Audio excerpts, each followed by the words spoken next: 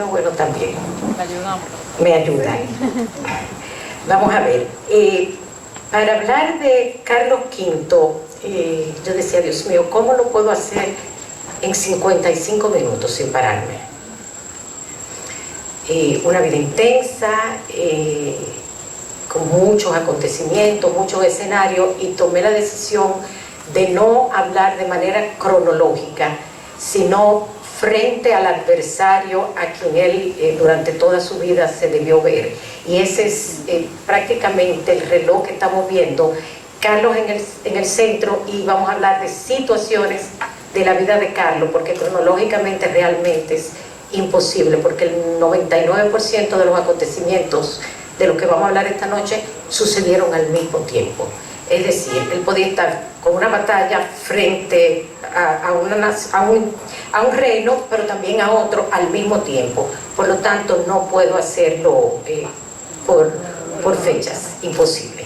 Entonces, ¿quién es Carlos? Carlos, lo primero que tenemos que decir que fue un rey nuestro. Después de Isabel la Católica, después de Juana la Loca, Carlos V de España fue el rey de la Española y consecuentemente del Nuevo Mundo. La infancia de Carlos V, vamos a hablar un poquito de ella. Carlos nació en Bélgica, en Cantes. Carlos es hijo de Felipe el Hermoso, hijo de Maximiliano y María de Borgoña, emperador del Sacro Imperio Germánico, y es hijo a su vez de Juana la Loca, quien es hija de Fernando el Católico e Isabel la Católica, lo que significa que Carlos es nieto de emperadores y a la vez de los reyes de España y nieto de los reyes de América. Carlos es el segundo hijo de Felipe y Juana, y con una anécdota que no hay ningún libro que lo omita, hay que decir que él nació en un baño.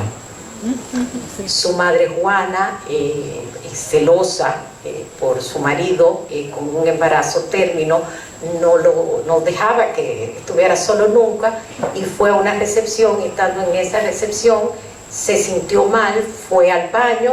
Todo el mundo pensó que la reina estaba indispuesta y simplemente dijo, necesito unas tijeras, cortó el cordón umbilical y nació el emperador.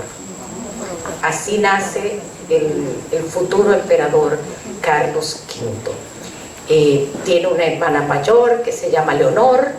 Luego de Carlos viene una hija que se llama María, otra Juana, un Fernando que nace en España y una Catalina que también va a nacer en España.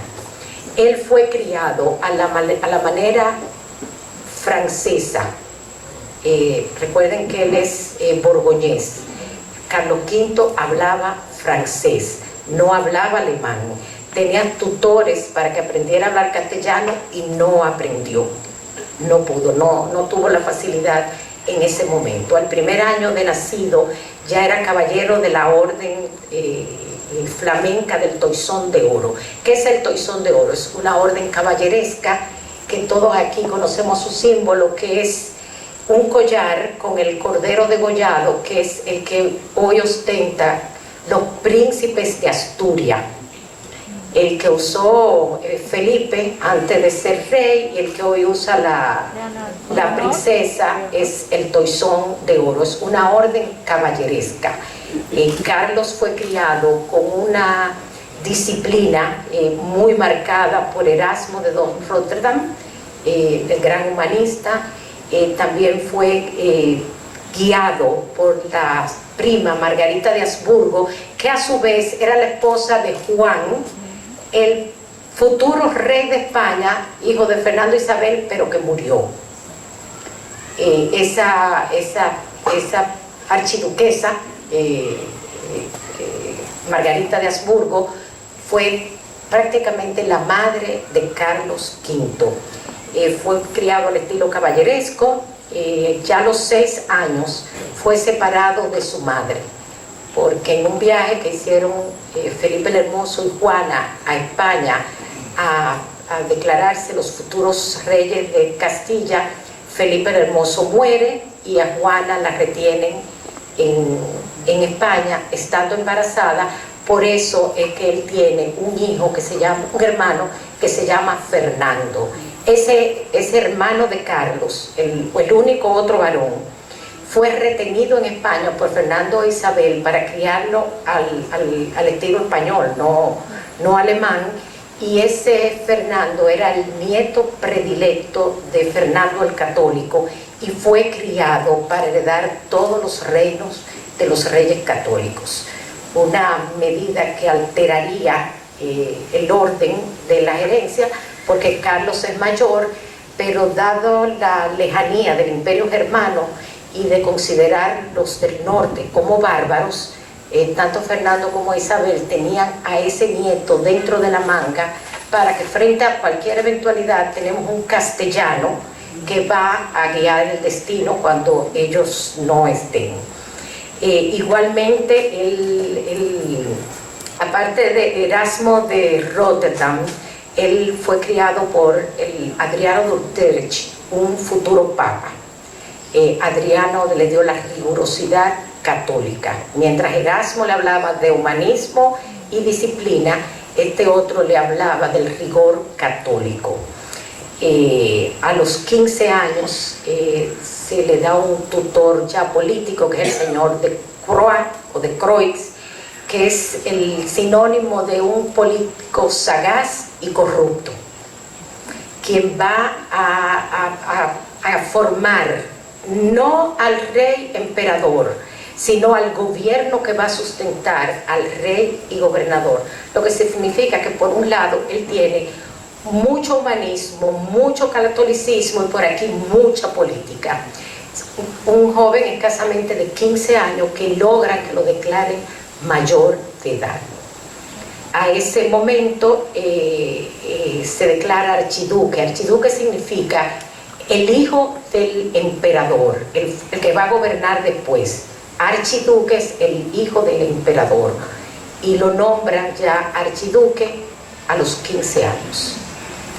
Inmediatamente muere, para esa época, Fernando el Católico, que tiene su nieto predilecto, que no es él, pero en su testamento hizo lo que tenía que ser, hizo lo correcto y reconoció a Carlos V como su heredero. Un problema muy grande en la Castilla de Isabel y en el Aragón, que ahora queda sin rey, puesto que Fernando, el hermano de Carlos, no se oye, Fernando, el hermano de Carlos, es amado tanto por la corona de Castilla y León como la de Aragón. Y Carlos ni siquiera lo conocen y ni siquiera sabe español. Cuando Carlos se sabe que ha muerto Fernando, que él tiene que tomar las riendas del reino, quien está como regente es el cardenal Cisneros, quien es que le guarda en pie el gobierno con la esperanza de podérselo entregar y que él entendiera lo que es España. No hubo tiempo, Cisneros muere antes de que llegue Carlos, y Carlos finalmente llega a España acompañado de una corte flamenca, una corte apabullante, una corte muy distendida, muy alegre, en contraste con la sobriedad y la religiosidad que había dejado Isabel la Católica, y lo que vienen es a maltratar y a quitar de los puestos clave a los españoles. Un anillo palaciego flamenco que la única razón de ser era desplazar la corte de Fernando e Isabel. Cuando él llega, lo primero que hace, acuérdense que tienen un político al lado, es visitar a su madre, a la reina Juana, que está presa en Tordesillas. Fue un deseo muy hermoso de un hijo que se quiere reencontrar con su madre, o fue una medida política para que las cortes y los súbditos vieran que él va a honrar a su madre. Ahora tendríamos que preguntarnos por qué él debe ir donde su madre. Juana, llamada la Loca, siempre fue la reina de Castilla.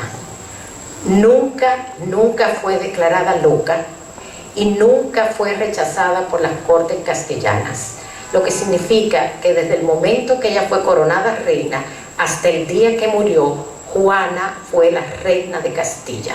Ahora bien, si hay una reina, ¿qué es Carlos? Esa es la gran pregunta, ¿qué es Carlos? ¿Cómo va a gobernar Carlos como rey si hay una reina? Entonces, esa es la razón real de la visita a su madre. Se toma una medida muy inteligente de un gobierno conjunto. Yo el rey, yo la reina. Y cada documento que existe y que existió en la vida de Carlos durante su gobierno español, todos y cada uno tienen la firma, suponiendo que fuera la firma, sino el sello de Juana, el sello de yo Carlos y al lado el de yo Juana.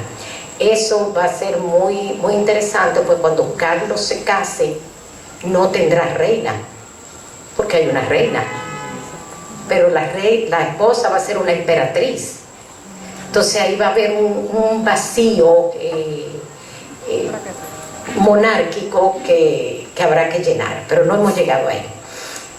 Resuelto el problema con Juana de Castilla, la reina, él se da cuenta que con la reina hay la otra niña, Catalina, que nació durante el famoso cortejo en que Juana llevaba a Felipe el Hermoso a enterrar. Esa niña nació en España y fue confinada a estar también presa con la madre en Tordesillas, y él, aparte de que le pudo haber dado mucha pena, se dio cuenta que en poco tiempo ella iba a ser una adolescente, lo que significa que va a ser otra pieza del juego político de los matrimonios arreglados. Resuelto ese problema, Carlos ya se dispone a visitar las cortes. Las cortes no lo aceptan. Las cortes, lo primero que dicen es que no se pueden comunicar con él porque no sabe español, no sabe castellano.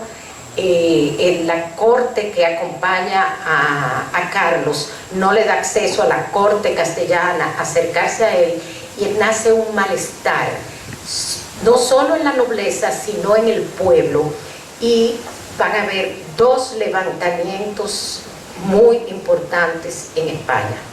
El primero será de la gente común y corriente, que será conocido como los comuneros, y el otro va a ser en la misma Barcelona que hoy está peleando por su independencia. Serán los de Aragón, conocidas como las Germanías. Esos dos enfrentamientos, en los cuales hubo sangre, van a ser la razón por la cual Carlos va a tener que reaccionar y decidir si él va a querer gobernar los españoles o no.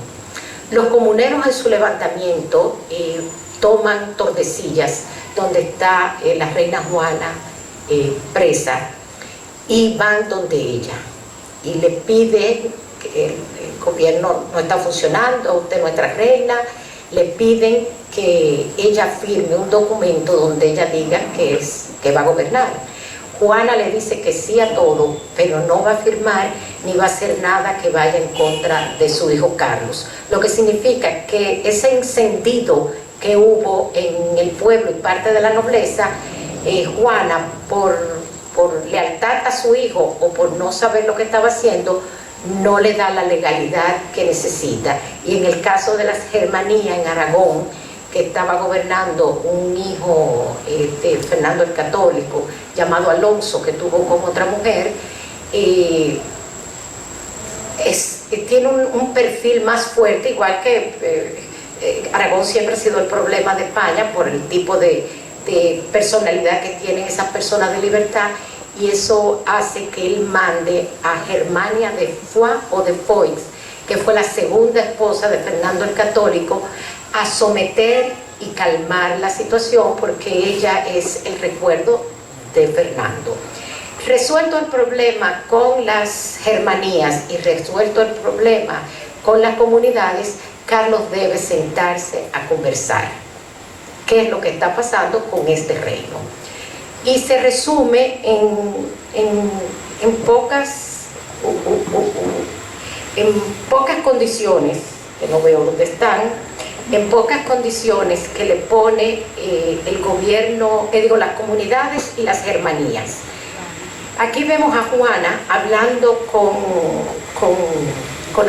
los comuneros, y ahí está Padilla, el líder de los comuneros, que fue el único que fue condenado a muerte porque Carlos perdonó a todos. ¿Qué negocia Carlos o qué negocia España? Entre una serie de condiciones, las más importantes son: debe aprender castellano, punto. Debe ser respetuoso con la reina Juana. No puede haber un gabinete de extranjero y no sacar riquezas del Nuevo Mundo. Cumplió el idioma.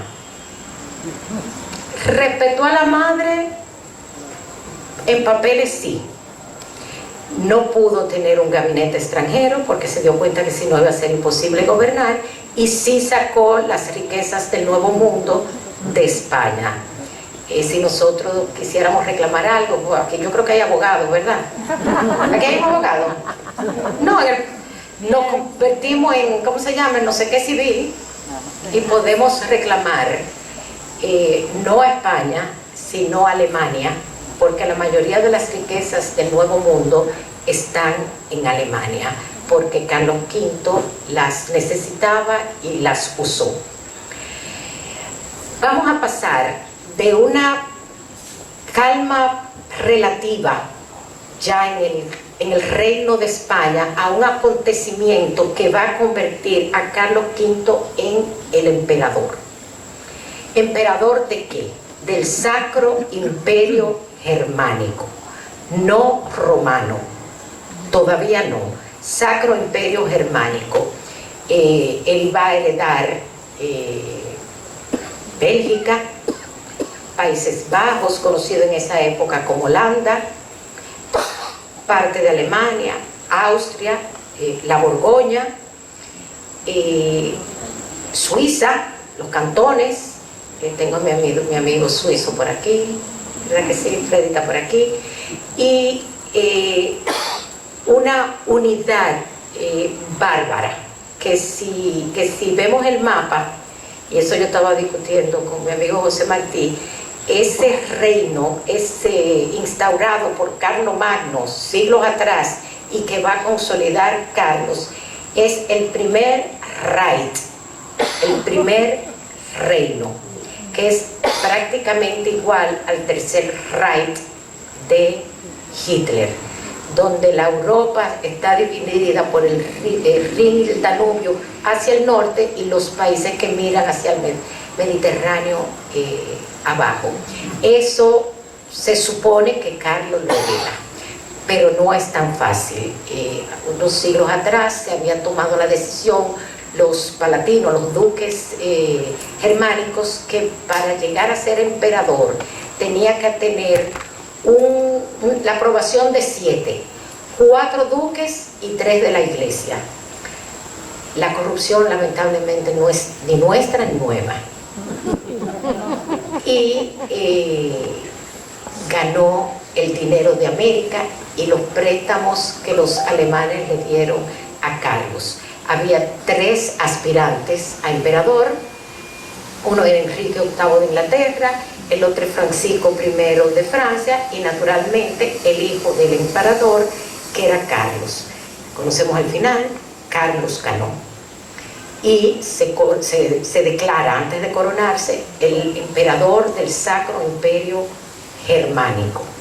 Eso va a encolerizar, eso va a sembrar un odio eterno, con el perdón de los franceses, en el rey Francisco I, que no entendía cómo esta persona desfigurada, porque Carlos V tenía la mandíbula muy sobresalida, que le impedía hablar bien y comer bien, lo cual el francés lo consideraba burdo, de mal gusto.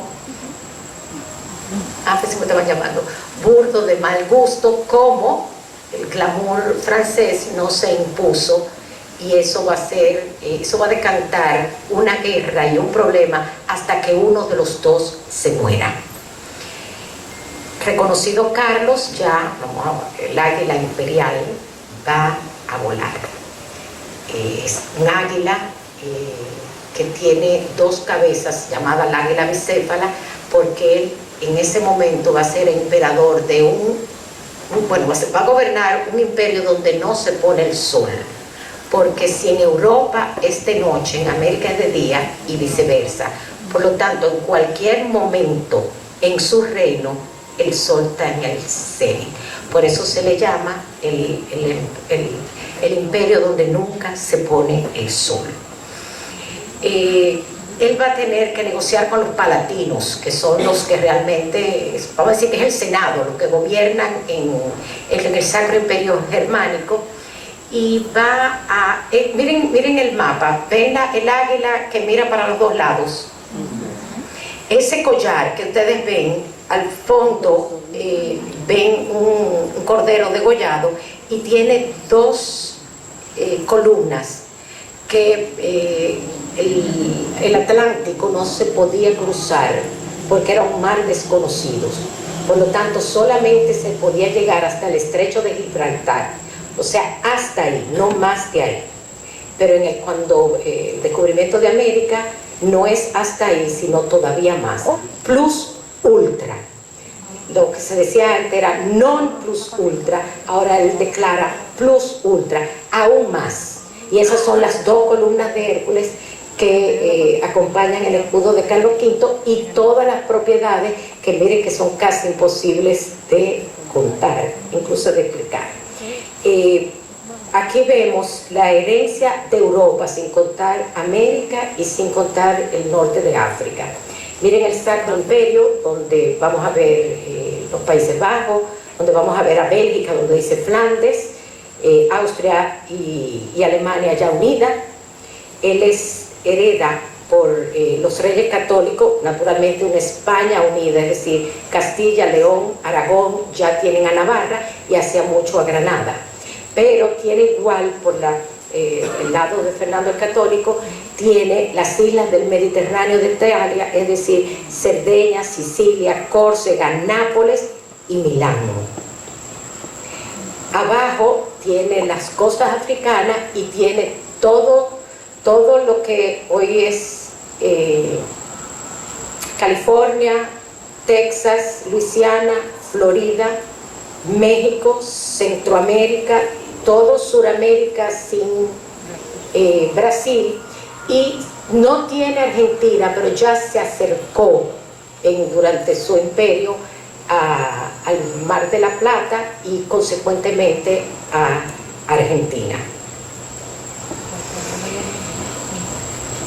Vamos a ver cómo fue la relación de Francisco I con Carlos V. Sabemos que Francisco I, rey de España, de Francia, es hijo de una de las mujeres que más sabía manejar la política, que es Luisa de Saboya, su madre.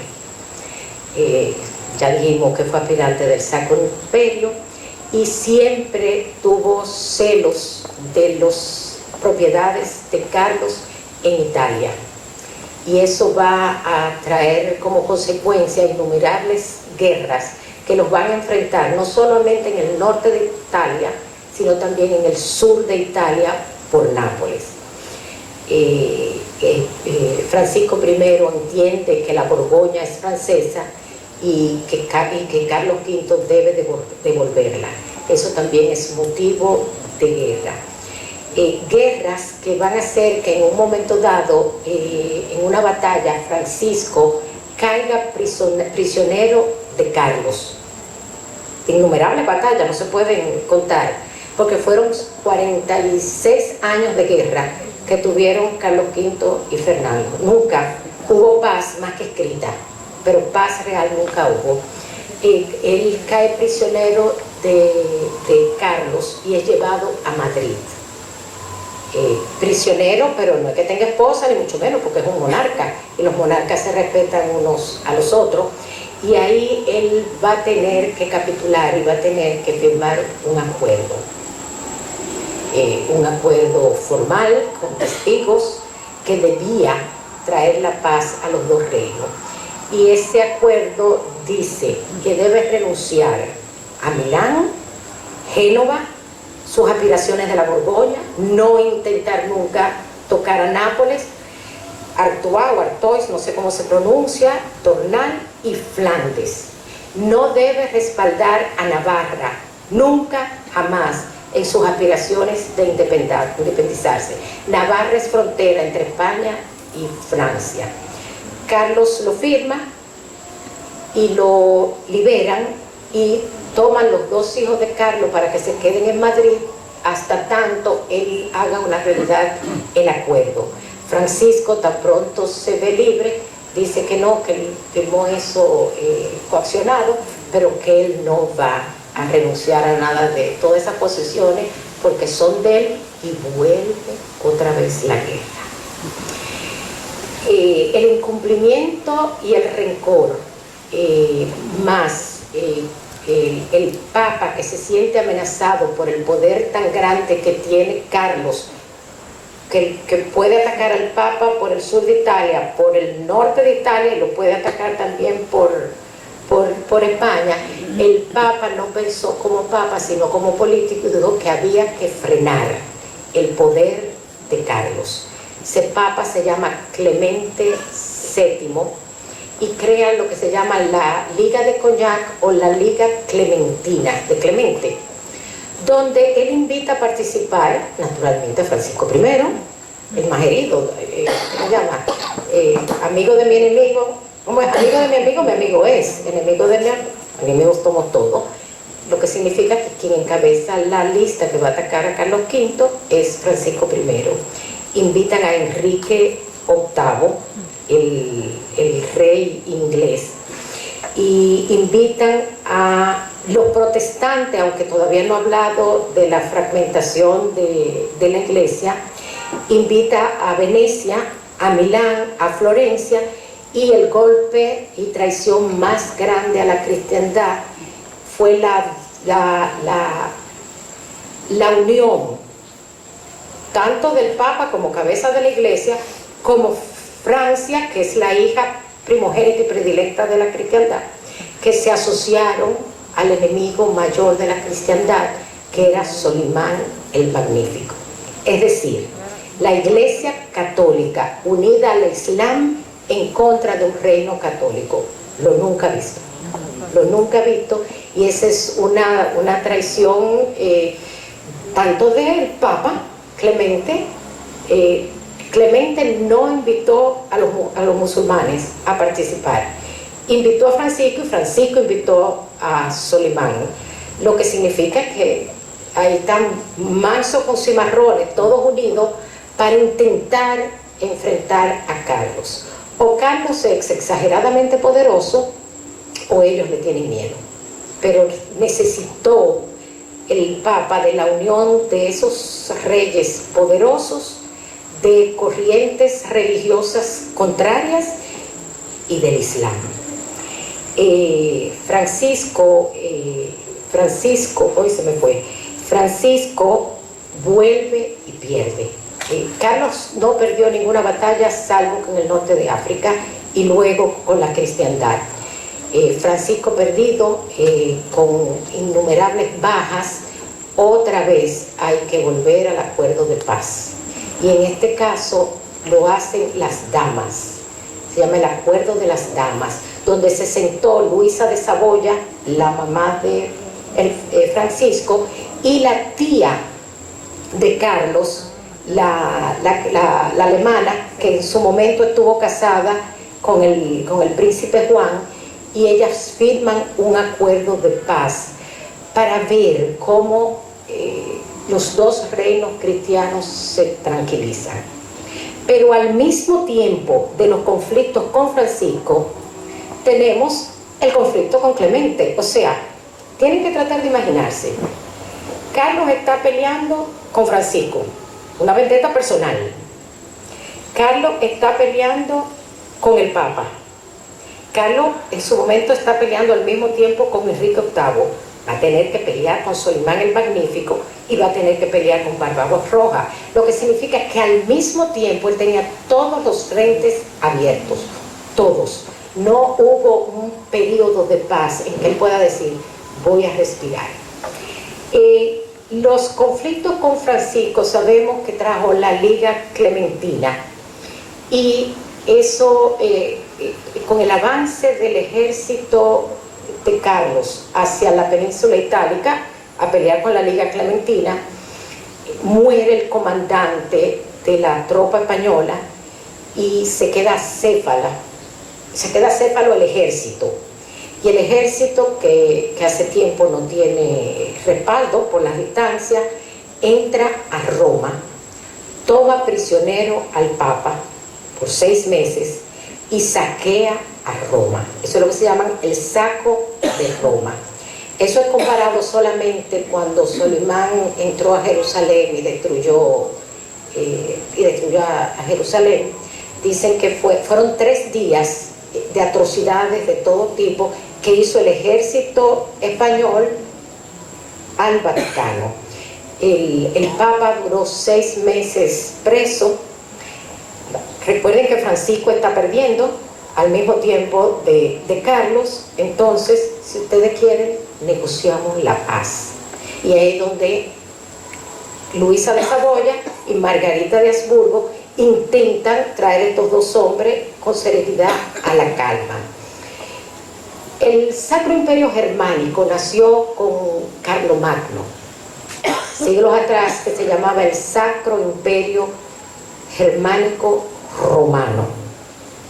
Este no es romano porque para ser romano tiene que ser coronado por el Papa, pero el Papa no quiere darle más poder a Carlos, pero está preso. Destruyeron el Vaticano, demostró que es más fuerte que todos los reinos europeos juntos, y al Papa no le queda más alternativa que hacer lo que Carlos le diga, y Carlos lo que le dice: coróneme como rey de los romanos. Y aquí vamos a ver a Carlos coronado como rey de los romanos. Ya él, aparte de ser rey de España, rey del Nuevo Mundo, emperador del Sacro Imperio Germánico, ahora es rey de los romanos. Un poder solamente equiparado con el de Carlomagno, pero Carlomagno ni tenía España ni tenía América. Calculen el poder de Carlos. Él 2 veces se encontró de frente con un papa y las 2 veces le usó estas palabras. El papa habla latín y la diplomacia francés, y él habló en español. Y el embajador francés le dijo: no entendemos. Y él le dijo: entiéndame si puede, no le hablaré en otra lengua que no sea el castellano, una lengua tan noble que debe ser sabida y entendida por toda gente cristiana. Eso nos dice cómo se trastoca el joven de 16 años que no habla español, no piensa español y no tiene una conducta castellana, española, como la estadía en España lo enamoró, lo conquistó o lo doblegó, que él llega a decir esas palabras 2 veces frente a 2 papas diferentes. Tenemos que ya él se enfrentó a Francisco, ya se enfrentó a Clemente. Ahora viene el paso más sencillo pero igual de doloroso, que es con Enrique VIII de Inglaterra. Recuerden que todo es al mismo tiempo, todo está pasando al mismo tiempo. ¿Quién es Enrique VIII? Enrique VIII es el rey de Inglaterra, casado nada más y nada menos que con una tía de Carlos, la hija de Fernando e Isabel, lo que significa que deben ser aliados, y lo eran, hasta que Enrique VIII cede ante Francisco y ante Solimán y ante el Papa y se une a la Liga Clementina. Pero él tenía otra agenda personal, que era que quería despreciar a Catalina para contraer un nuevo matrimonio. Para Carlos intentar que él no rompiera ni con él ni con Catalina, en su momento le dijo: yo me voy a casar con tu hija, con María de Tudor, Bloody Mary. Pero María Catalina tiene 5 años y el pueblo de España no puede esperar para que él garantice un heredero, y ese compromiso deberá romperse. Enrique VIII le da el primer golpe a Carlos en la cristiandad, y es que para lograr su objetivo rompe con su aliado Roma y crea la iglesia anglicana, divorciada del papado, lo que significa que Enrique desprecia a una princesa castellana, rompe con el aliado Carlos, que es español, y no solamente eso, se alía a Francisco I y a Solimán el Magnífico. Ahora vamos a ver, después de Enrique VIII, ¿qué le espera a Carlos? Solimán el Magnífico. Ahí yo puse al buenosísimo de la serie. No nieguen quien la ha visto que no se enamoraron de él. Bello, bello, atractivo, hermoso. Casi se parece a mí. Se parece a mi marido, casi. Solimán el Magnífico es un emperador igual que Carlos. Ahora estamos hablando de un enfrentamiento de emperador a emperador. Él es el emperador otomán, es el imperio turco. Un ejército muchísimo más grande que el de Carlos, mucho más disciplinado, y tenía un elemento más fuerte que el de la cristiandad, es que el llamado a la guerra en el mundo musulmán tiene una connotación diferente que un llamado a la guerra en el mundo cristiano, porque el mundo cristiano separa lo secular, político, militar de la religión, mientras que el Islam lo tiene todo unido, lo que significa que Solimán tiene todas las de ganar. Solimán, aparte de un mozo, es un gran estadista. Ya tiene todo el mundo musulmán, y él se reconoce más que como califa, para no asociarse a la religiosidad, sino como sultán. Se inclina más a lo político que a lo religioso, y su meta es entrar a Europa. Y ya tiene varios aliados. Tiene al jefe de la cristiandad, que es el Papa. Tiene a Francisco I, que está dispuesto a empeñar el alma con tal de que caiga Carlos.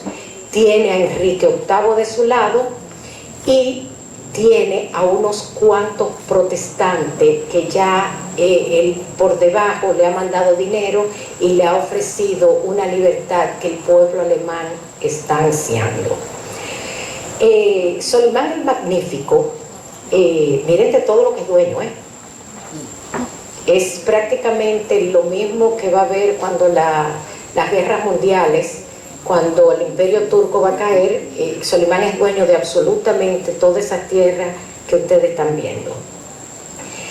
Solimán, su primero entra a los Balcanes, y al entrar a los Balcanes toma a Belgrado, en Serbia. Luego sube hasta Hungría y toma a Buda y a Pest. Toma a Budapest, y naturalmente en el camino de conquista él va tomando los niños, jóvenes y las mujeres. Las mujeres para el harén o para el servicio, los niños para educarlo en la fe musulmana y en la cultura musulmana, y los jóvenes, si tienen contextura física, como genízaros. Genízaro es la guardia presidencial, es la élite, no sé cómo se llamará eso. La guardia pretoriana, o sea, la guardia que responde a Solimán, que eran jóvenes y niños de los Balcanes que al crecer ya son musulmanes y le responden sola y exclusivamente al sultán. De ahí va a aparecer la figura más prominente, que fue su primer ministro, Ibrahim Pasha, que es de los Balcanes, igual que es la esposa de él, que puede ser rusa, pero no se está muy seguro de dónde es Roxelana, a quien él bautizó con el nombre de Hurrem, que es, según la historia, es la mujer que ha acumulado más poder en la historia del mundo.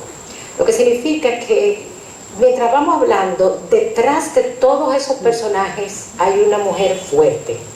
En Francisco, detrás de Francisco está la Saboya, detrás de Enrique hay una mujer bella que se llama Ana Bolena, detrás del Papa no lo digamos, y detrás de Solimán tenemos a Roxelana.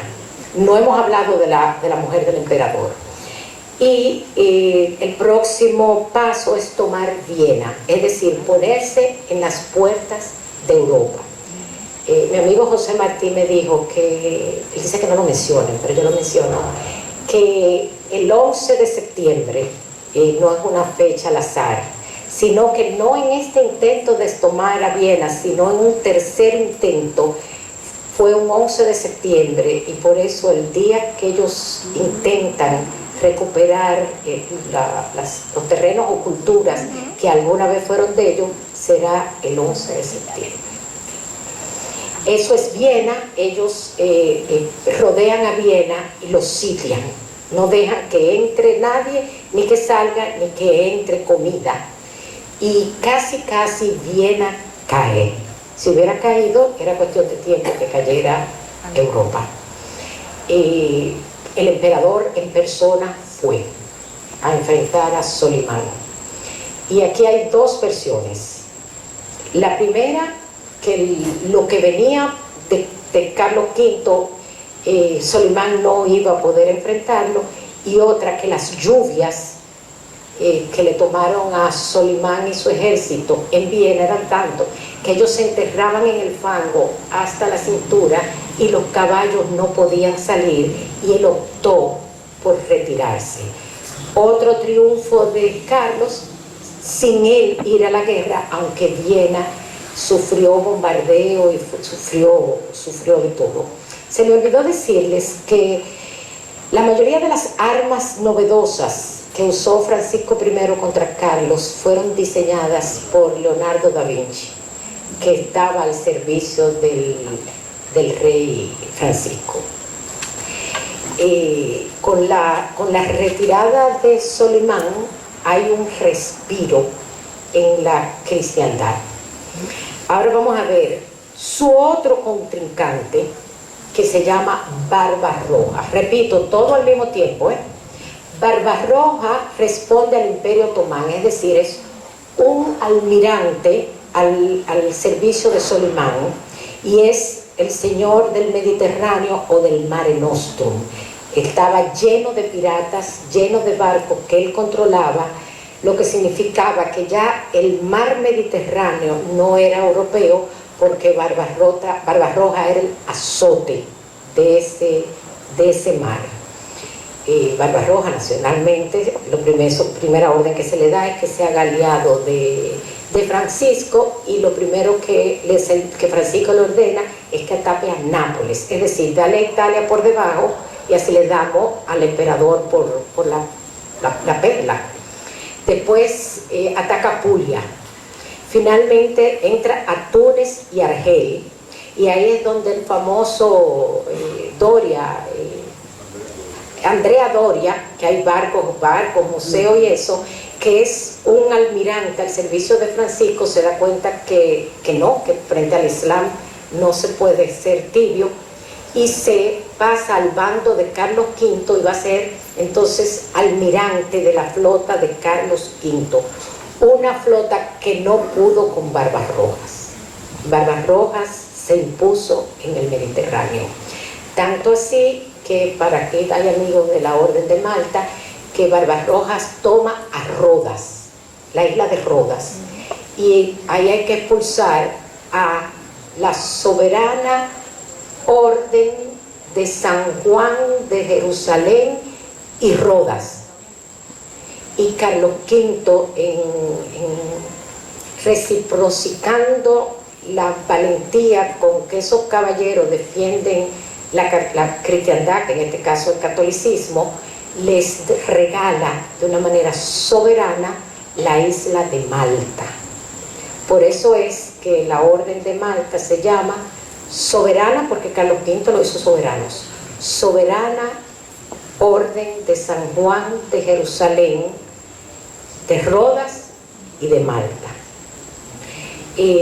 Barbarrojas hundió innumerables barcos de Carlos V, que supe que hace como 4 o 5 años encontraron varios restos en el fondo del Mediterráneo.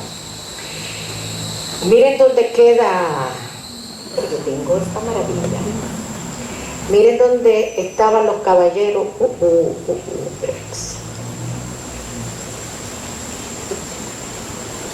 así. Miren las Rodas, ¿lo ven? Y Malta, cerca de Sicilia. Coloca a los caballeros de la Orden de Malta más al resguardo de Nápoles. ¿Lo ven? ¿Okay? Entonces, ahora nos queda la actitud de Carlos frente al Nuevo Mundo. ¿Cómo actuó Carlos frente al Nuevo Mundo?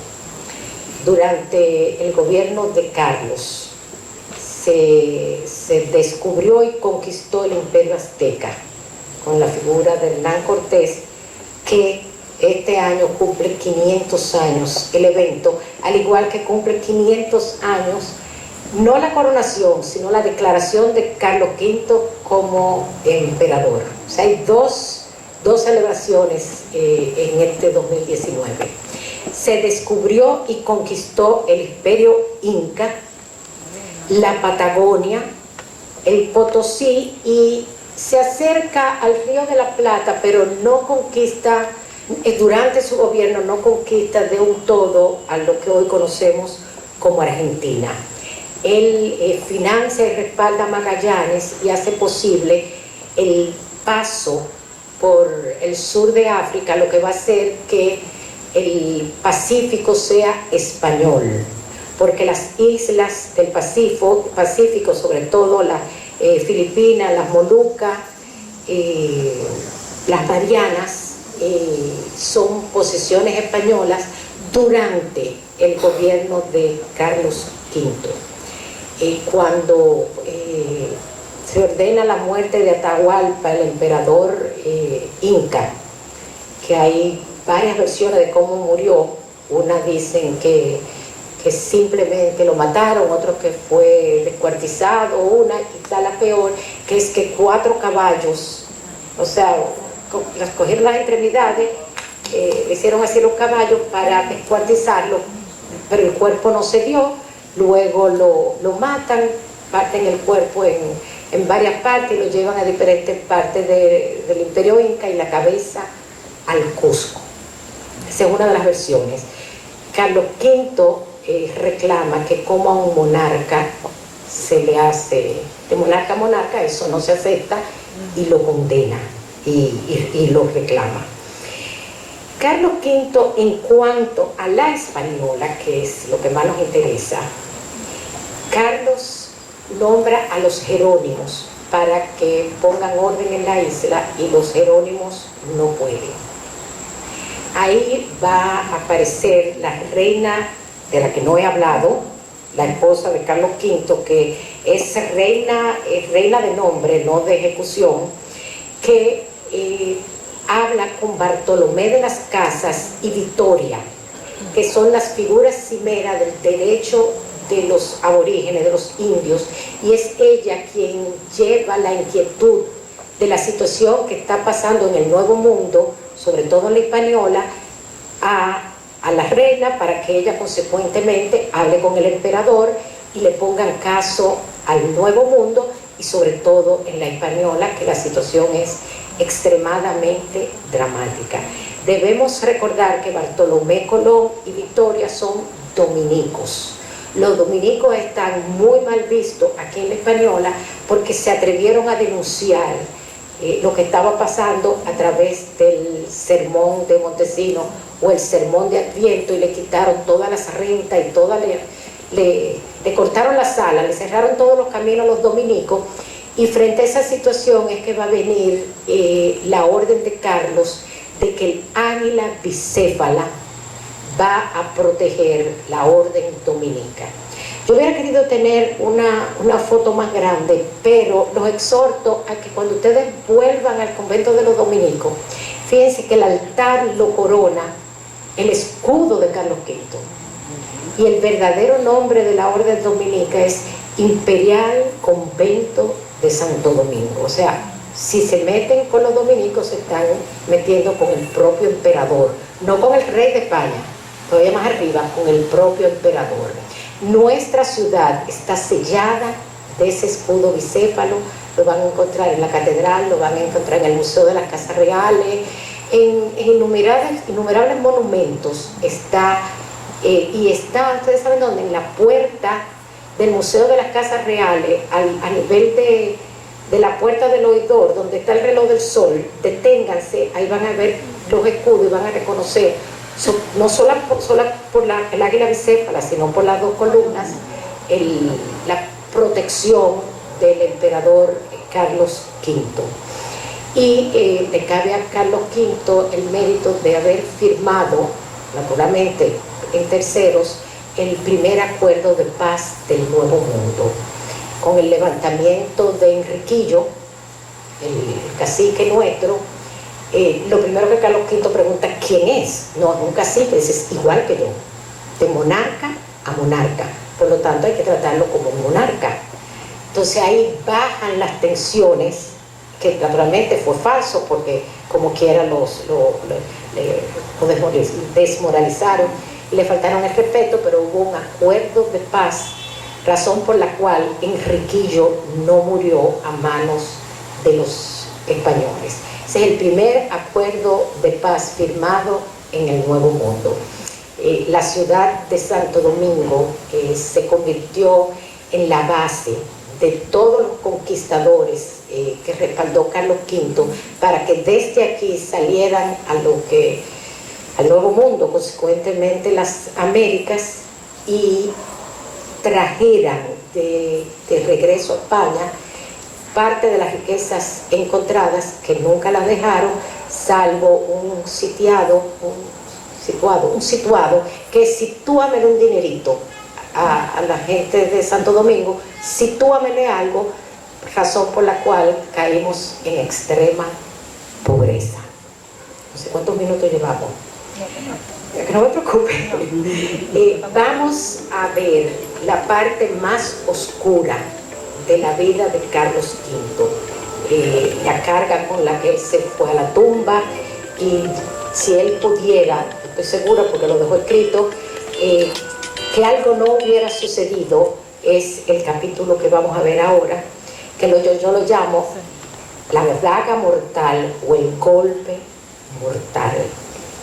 Carlos V, a través de Erasmo, es un humanista, a través de Utrecht es un católico ferviente. No debemos olvidar que es un nieto de Isabel la Católica, donde su razón de ser era la unidad de Europa, pero bajo el cetro de la cristiandad, y es una cristiandad católica, donde él quería entronar al Papa para que tuviera el poder atemporal y los monarcas el poder temporal.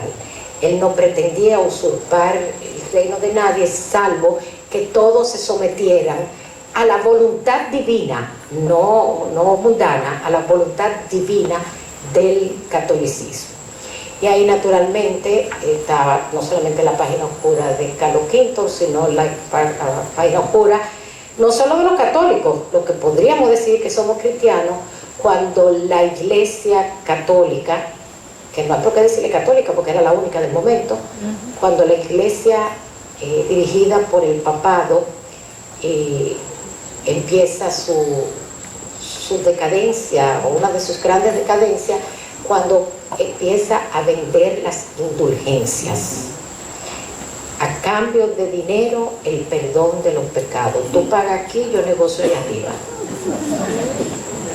El poder de la iglesia en manos inadecuadas, y cuando el poder atemporal se maneja con los poderes temporales, naturalmente ese es el resultado.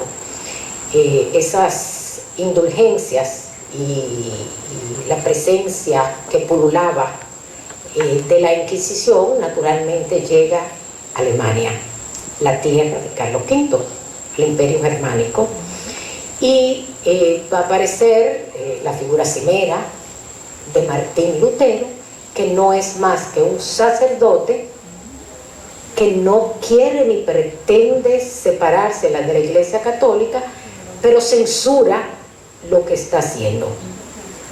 Muy válido, muy correcto, los americanos le llaman el timing perfecto, porque Lutero, además de dar una respuesta a las inquietudes del feligrés con respecto a los desaciertos del Vaticano, él le va a dar voz, legalidad, sentido al anhelo nacionalista que está buscando los pueblos hermanos que no pertenecen al Mediterráneo, son nórdicos y no tienen por qué someterse al papado que está en el Mediterráneo. Quieren una autonomía, un nacionalismo que le va a dar nombre Lutero. Será a través de esa protesta y de la creación del luteranismo, del protestantismo, las iglesias evangélicas, hermanos separados, ¿no? Hay miles de formas de describir los que se protestaron y se fueron del otro lado, que igualmente querían ser independientes, no necesariamente ser un eslabón más del Vaticano. Recuérdense que al principio yo dije que el Rin y el Danubio daban un corte a Europa, y eso es lo que hace Lutero. Hace que todo el que está del Rin y el Danubio para arriba obtenga un sentido de identidad propio a través de la religiosidad, en este caso del protestantismo o de las iglesias protestantes. Naturalmente, un atrevimiento de la magnitud de Lutero merece ser castigado. Enfrentar al Vaticano, enfrentar al Papa, desafiarlos, no merece algo que una pena grande, y debe ser sometido al poder atemporal, es decir, a la iglesia. Y en este caso estamos hablando del Santo Tribunal de la Inquisición. Pero ¿qué pasa? Hubiera sido muy fácil para Carlos V que la iglesia resuelva, eso no es problema mío. Quémenlo lo que era, no va a ser el primero ni el último, y él no tiene por qué participar. Pero las leyes germánicas impiden que ningún súbdito del Sacro Imperio sea juzgado fuera de su tierra. Entonces no lo pueden llevar a la Santa Inquisición, sino que debe ir la Santa Inquisición, y es un súbdito de Carlos, lo que obliga a Carlos a trasladarse a Alemania a presenciar el juicio a Lutero. Un juicio que obviamente Lutero pierde, porque desafió la máxima autoridad. Pero ustedes recuerdan los palatinados, los que sustentan el imperio, como el Senado, que sustenta a Carlos, a quien él tuvo que darle dinero para que lo aceptaran y le reconocieran. Todos esos palatinados dijeron, sí, como no, pueden condenar a Lutero, pero antes de cortarle la cabeza, hay un cuadro muy bello, no lo tengo, en que todos los palatinados apoyan la cabeza en la mesa para que se la corten a ellos primero. O sea, un apoyo restricto a Lutero. Eso hace que no se pueda matar a Lutero. y lo confinan por un tiempo, pero ya se había abierto una puerta imposible de cerrar. Ya lo que había sembrado Lutero, espiritual y político, era tan profundo y tan grande que se desatan guerras, reformas, contrarreformas, concilio, dieta, pasa de todo. Está un famoso cuadro que pintó Tiziano, que es el emperador a caballo, en una de las grandes batallas, pero esa batalla Carlos no la ganó.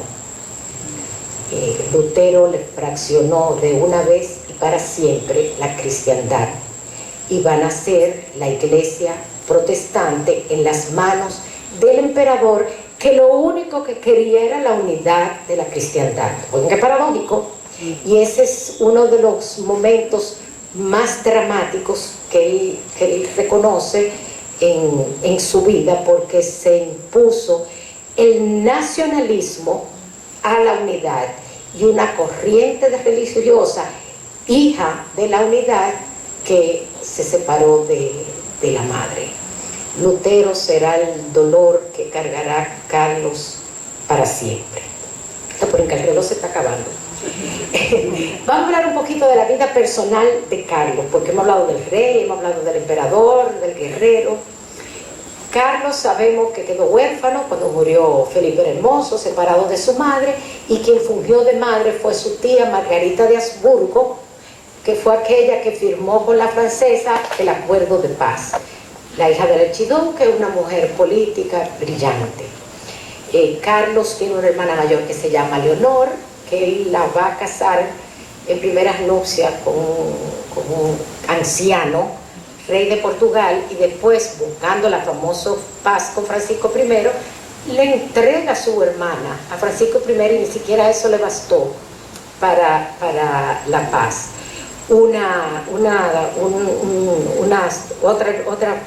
Otra hermana que se llama Isabel, que la casará con el rey de Dinamarca, una María, que la casará con el rey de Hungría, y Catalina, que se casará luego, que esa es la niña que tenía Juana, que nació cuando el cortejo de Felipe el Hermoso. Esa es Catalina, quien él en su momento la va a casar con el próximo rey de Portugal. Como ven, cada uno de sus matrimonios es buscando la paz. Carlos se casa, primero estuvo comprometido con María Tudor, pero era muy pequeña y no podía esperar la corte. Luego con una princesa francesa, buscando la paz, tampoco se cuajó, hasta que llegó el matrimonio que sí quería España, que es con una princesa portuguesa. Recuérdense que estamos viviendo la era de los descubrimientos, y esos descubrimientos están en manos de España y Portugal. Ahora, ¿quién es ella? Ella es Isabel de Portugal. Lo primero que nos viene a la mente, una portuguesa, una vecina. No, ella no es una vecina. Ella es exactamente igual que su marido, nieta de Fernando el Católico e Isabel la Católica. Ellos son primos hermanos. Ella es hija de la hija menor de Fernando e Isabel la Católica. Ella es hija de María, la más pequeña de los reyes católicos. Dicen los textos que es la más parecida a Isabel, y criada con un concepto todavía más fuerte que el de Isabel en cuanto a lo correcto, en cuanto a la educación, en cuanto a la religiosidad. Dicen que era, si el término se usara en esos tiempos, un clon de Isabel la Católica. Lo que significa que es una reina. No, ya no es reina. La reina es Juana.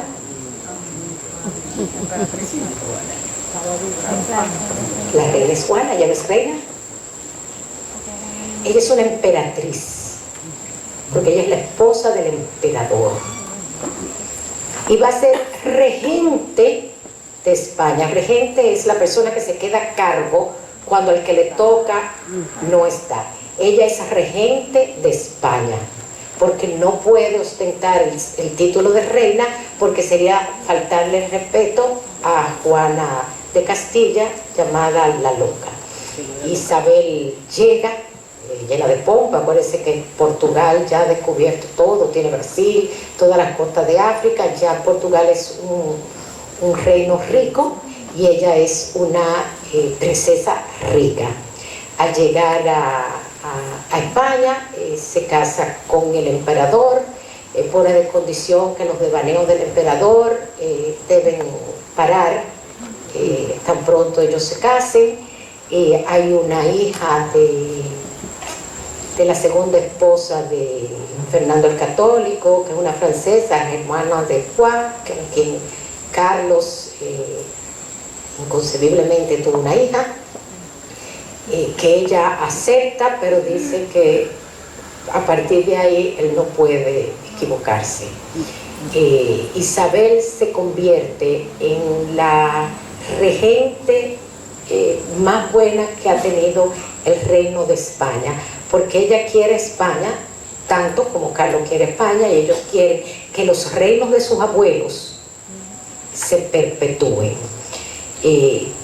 Isabel es la mamá de Felipe II, el que va a heredar al emperador Carlos, y ella es, como dije ahorita, la que sirve de enlace entre las casas y Victoria, para que el drama que está sucediendo en el Nuevo Mundo con respecto a los indígenas se resuelva. Y sí se resolvió, porque vinieron las nuevas leyes de Indias. Las primeras fueron las leyes de Burgos, que fueron muy buenas, pero esta todavía Carlos V intenta proteger aún más a los aborígenes, con un precio muy caro a pagar, que fue que trajeron los africanos de manera esclava. Isabel fue una excelente regente, una excelente esposa, una excelente madre, pero murió muy temprano, que va a hundir al emperador en una melancolía eterna. Y busca a Tiziano para que la inmortalice, y ese es el cuadro que estamos viendo. A partir de la muerte de Isabel, ese cuadro nunca se enmarcó, porque donde quiera que iba se lo llevaba enrollado. Un poquito, ¿cómo lo digo? Un poquito obsesivo, parecido a la intensidad del amor de su madre por su padre, que es de las cosas que Francisco I lo acusa, que dice que como un poder tan grande como el Sacro Imperio Germánico Romano puede estar en manos de una persona que puede heredar la locura. Hasta ese golpe bajo, él recibió ser juzgada por la incapacidad de la madre. Carlos V tuvo un hijo, en la posteridad de su vida, naturalmente luego de morir Isabel, que será Juan de Austria, o el héroe de Lepanto. ¿Se acuerdan la batalla de Lepanto, donde Cervantes perdió la mano? Él es el héroe que va a pelear por España en nombre de su hermano, que va a ser Felipe II. Vamos terminando. ¿Qué sucede con Carlos? Carlos desde los 16 años está gobernando. ¿Perdón? ¿Qué edad tenía? Cuando se muere Fernando el Católico, 16, y es reconocido rey de España, pero él llega a España con 17 años, muere a los 58, y a los 19 es reconocido en el Sacro Imperio Germánico, y como 15 años después del Sacro Imperio Romano. O sea que estuvo sin descansar gobernando desde los 10 años hasta los últimos 2 años de vida, antes que él decidió abdicar. estaba cansado de cuerpo, porque las batallas no era desde el palacio que las dirigía, él iba al frente de batalla porque era un guerrero, se le cansó el espíritu y es por eso que él detiene la marcha y dice, basta, no puedo más. Ahora, tiene las manos llenas, el corazón herido, pero tiene las manos llenas, tiene un imperio. ¿Qué hacer con este imperio? Él consideró que la carga que a él le dieron fue exagerada y pensó en su hijo e intentó hacer un balance y divide el imperio entre Felipe II, su hijo, y Fernando, su hermano. ¿Recuerdan? El predilecto de Fernando e Isabel. Y a Fernando lo nombra heredero del Sacro Imperio Germánico, es decir, toda la franja norte sin Holanda, Bélgica, Alemania, Suiza, Austria, parte de Hungría, la Borgoña en disputa, todo eso se lo da a su hijo, a su hermano Fernando, y a su hijo Felipe II le da los reinos españoles, es decir, España ya unificada, el sur de Italia, con las islas de Sicilia, Córcega, Cerdeña, le da el norte de África, todo el Nuevo Mundo, pero le da un regalo envenenado, que es que saca a Holanda del paquete, que es un país del norte, no es español, y le deja Holanda a su hijo, y eso va a hacer que venga una guerra de más de 100 años, porque los holandeses no pueden ser gobernados por un español, y eso va a traer conflictos innumerables que se van a reflejar en las aguas del Caribe, con todas estas islas que ahora son holandesas, la toma de Nueva York, la Guyana, porque ya los holandeses no entran al Nuevo Mundo como aliados del emperador, sino que ya van a enfrentar a Felipe porque no se sienten parte del Imperio Español, sino del Imperio Germánico. Esa es la división que hace Carlos V de su imperio. Ahora bien, luego de él entregar los gobiernos, él abdica y pone las cosas en orden, él regresa a su verdadero vientre, a España. Él era parece que un alemán de accidente, un nórdico de accidente, pero realmente o era o se convirtió en español. Él era castellano a la hora de morir, tanto así que él sube a Bélgica a coronar a su hermano, a entregar todas las propiedades, y baja, en lugar de quedarse a vivir a donde nace, baja a España y se va al monasterio de Yuste a vivir con unos monjes, donde ahí él escribió sus memorias y una carta inconclusa a su hijo Felipe, donde le decía cómo gobernar y las heridas que se iba a llevar a tumba. Ahí lo acompañó el niño pequeño, que es el héroe del Lepanto, que en ese momento es un niño. Durante esos 2 años el niño se lo llevaron al emperador. Él armaba y desarmaba relojes, tenía el cuadro de la esposa Isabel de frente y escribió el dolor con que se iba a la muerte, y fue la traición de los monarcas católicos, no a él, a la cristiandad. Francisco por su alianza, no al Papa, a Solimán.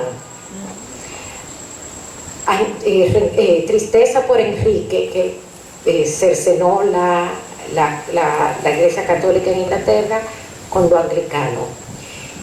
Dolor con su súbdito Lutero, que le dio el golpe mortal, fraccionándole en su propia tierra la cristiandad.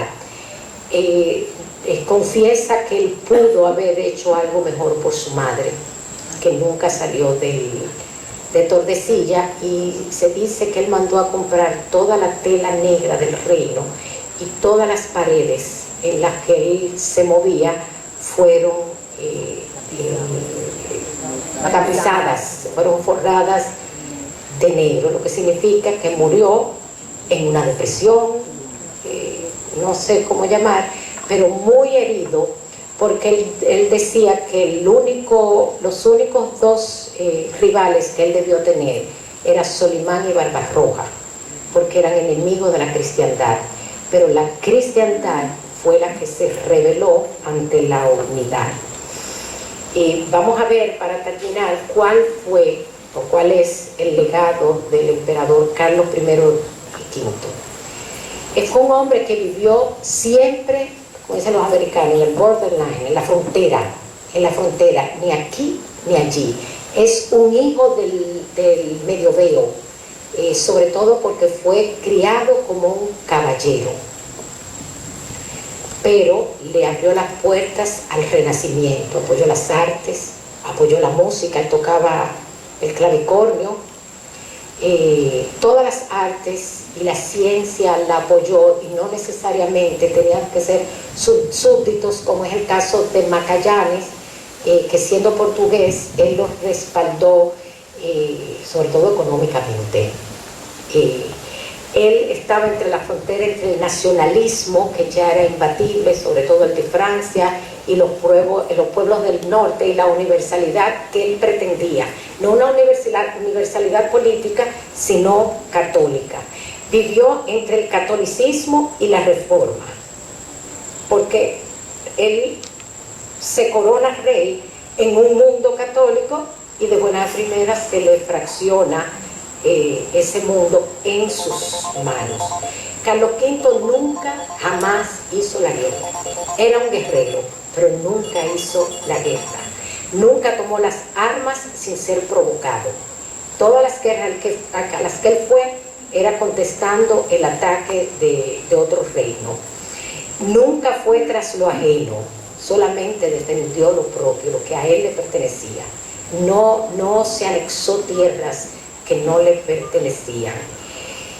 Fue un César de dos mundos, en todo el sentido de la palabra, del mundo medieval y del mundo renacentista, del mundo católico y del mundo de la reforma, del mundo de la vieja Europa y el mundo del nuevo mundo, de la América que ya está naciendo. Él está considerado, junto a Carlos Magno, los gérmenes de lo que hoy es la comunidad europea. Y con Carlos muere un imperio que había nacido con otro Carlos, que fue Carlos Magno, y dejó en las manos de su hermano y de sus hijos dos imperios, unidos políticamente y fragmentados en la religiosidad. Carlos V es y será reconocido como dueño y señor de ese imperio donde jamás se pone el sol, y fue un monarca, una espada y un imperio a la orden de la cristiandad. Pero al decir cristiandad hablamos de la católica. Carlos V fue un monarca que influyó en cada una de las naciones, las futuras naciones americanas, muy especialmente en la nuestra. Cansado, agotado estoy yo, me imagino que ustedes también, el que lo vivió debió estar más que agotado. Él termina su vida en el Yuste, pero su legado de un mundo universal, no como lo queremos ahora, de no fronteras, no nada, sino de un entendimiento entre los hombres, fue su razón de ser, y murió sin lograrlo. Este fue Carlos I, Carlos V. Gracias.